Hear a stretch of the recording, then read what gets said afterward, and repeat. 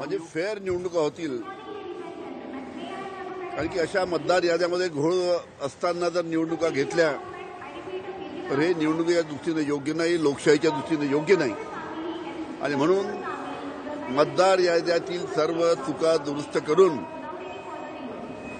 पुढे निवडणुका स्थानिक स्वराज्य संस्थेच्या घ्याव्या, हे आमचं सर्व स्थानिक जे आमचे महाविकास आघाडी आहे त्यांचं सर्वांचं म्हणणं आहे. काल अजितदादांनी बारामतीमध्ये शेतकऱ्यांबद्दल एक वादग्रस्त वक्तव्य केलं आहे. ते म्हटलेले आपल्या भाषणात 0% व्याजाने पैसे दिलेले असताना वेळेत पैसे फेडायची तुम्ही सवय ठेवा, अशा पद्धतीने किती दिवस चालणार? ठीक आहे, अजितदादांनी बोलले असतील, पण एक गोष्ट लक्षात ठेवा की या सरकारने देवेंद्र फडणवीस साहेब जेव्हा विरोधी पक्ष नेते उपमुख्यमंत्री होते तेव्हा त्यांनीच आश्वासन दिलं होतं की आमचं सरकार आलं की आम्ही कर्जमाफी देऊ. आता महाराष्ट्रातील शेतकऱ्यांचं एकच म्हणणं आहे की तुम्ही स्वतः जे आश्वासन दिलं होतं ते पूर्ण करा. तुमचंच सरकार आलंय, तुम्हीच मुख्यमंत्री झालात, त्याच्यामुळे दिलेलं आश्वासन पूर्ण करावं, कारण की शेतकरी आज अतिशय अडचणीत आहे. आज सोयाबीन ज्या पद्धती विकल्या जात आहे 3000च्या भावाने सोयाबीन विकल्या जात आहे.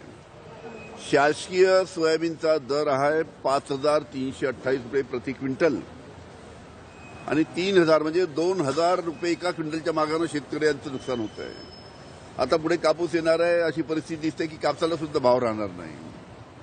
त्याच्यामुळे सोयाबीन असो, कापूस असो, धान असो, कांदा असो, हे सर्व पिकाच्या बाबतीत त्यांना भाव मिळत नसल्यामुळे शेतकरी अडचणीत असल्यामुळे कर्जमाफी ही जरुरी आहे. त्याच्यामुळे जी तारीख आता सरकारने दिलेली आहे कर्जमाफीची, ती तारीख सरकारने पाळावी, एवढंच आमची त्यांना विनंती आहे. आज तुमचा महाविकास आघाडीचा मोर्चा असताना काँग्रेसचे अनेक मोठे नेते या मोर्चामध्ये अनुपस्थित आहेत. कुठेतरी काँग्रेस या मोर्चामध्ये सक्रियपणे सहभागी होत नसल्याचं पाहायला मिळतं. नाही, सगळे महाविकास आघाडीचे शिवसेना, मनसे, राष्ट्रवादी, काँग्रेस सर्वच समाविष्ट आहे.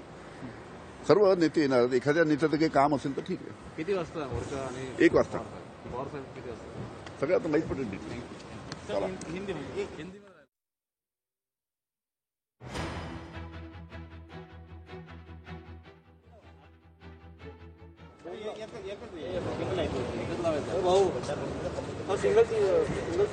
अरे विमान उडून जाऊ.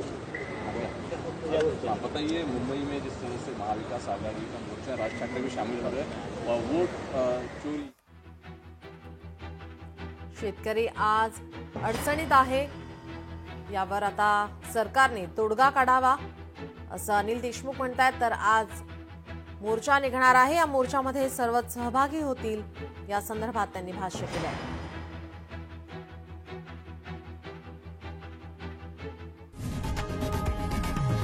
लोकशाही मराठी ऐका, पहा, जागरूक रहा.